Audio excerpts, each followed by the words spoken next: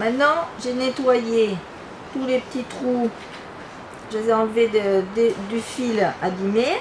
J'ai tout nettoyé mon cuir. Je vais mettre en place donc la boucle, une vieille boucle, la boucle de la trivière, et je vais remettre tout ça en place. Avant de coudre, il va falloir coller. Alors, on va mettre un point de colle, donc colle spéciale cuir. Essayez de ne pas prendre des colles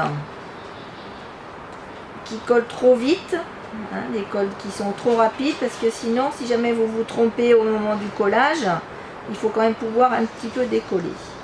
Voilà. Si possible, on en met sur les deux faces à coller.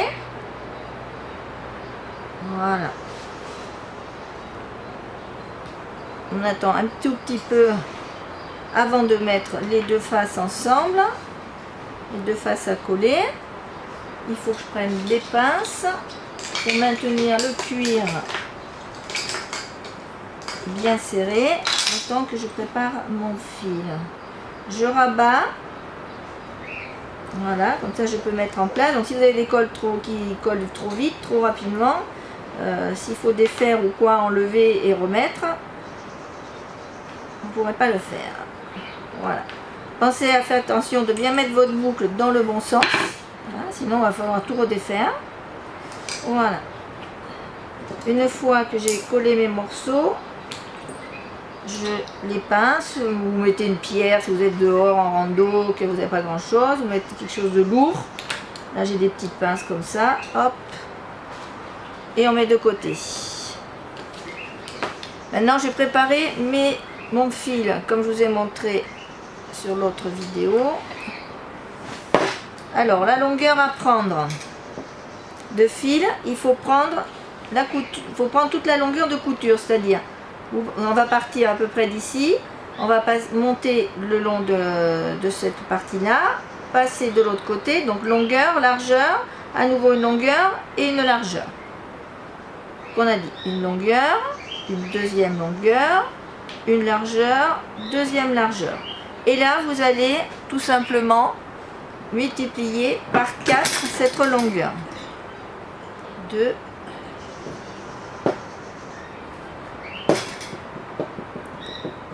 3, 4. Alors, si vous avez peur de vous tromper, si vous avez si vous avez un cuir très épais, en double épaisseur et très épais, vous pouvez remettre une 5e longueur. Ça, tout dépend de l'épaisseur. Là, je rajoute toujours un petit peu plus. Et ensuite, je coupe. Voilà. Celui-là de côté. Alors, préparation de mes aiguilles et de mon fil. Alors, vous coupez toujours sur... Si vous pouvez avoir, c'est une petite plaque de découpe. Comme ça. Elle n'a pas besoin d'avoir une très très grande. Il y en existe des grandes, mais celles-là, elles sont très bien. Elles sont facilement transportables. C'est très pratique pour découper. Donc, mon fil. Donc, du fil ciré, bien sûr. Un fil de lin ciré.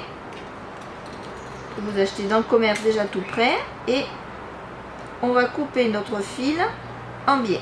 Donc, il faut un bon cutter. Hein. Je passe mon fil dans le chat de l'aiguille. Alors ça c'est plus difficile. Voilà. Je fais dépasser d'à peu près 1,5-2 cm.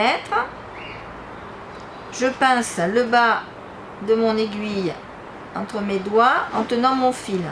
Je tends le fil sur mon doigt et je vais passer l'aiguille 3 fois dans le fil. Une fois, attendez là il n'est pas bien passé, hop, 1, 2,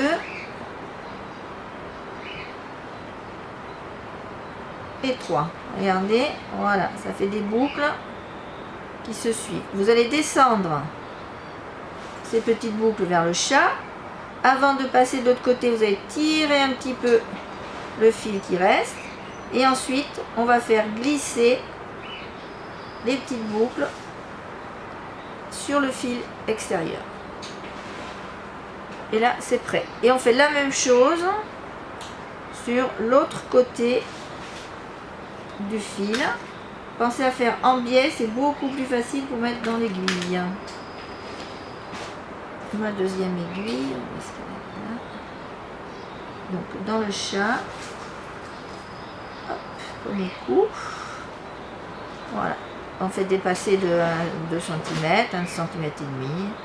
C'est un petit coup à prendre, après vous verrez, vous y arriverez bien. Et ensuite, je tends, toujours pareil, et je fais passer mon aiguille dans l'épaisseur du fil, une fois, 2, et 3. Je descends, je tire un petit peu le bout. Une fois que tout est en bas, je fais glisser sur mon fil. Voilà. Pensez à bien lisser de manière, voilà, à ce que il n'y ait pas de nœud et que ça passe bien, parce qu'il va falloir que ça passe dans les trous de couture. Voilà. Maintenant, je vais vous montrer ce petit engin. Donc, on peut utiliser la pince sellière qui est coûteuse quand même à la base et qui n'est pas très transportable dans des sacoches. Ça, c'est un petit étau de table qui est minuscule, qui n'est pas très grand, mais qui dépanne bien quand vous avez du dépannage ou des petites pièces à coudre.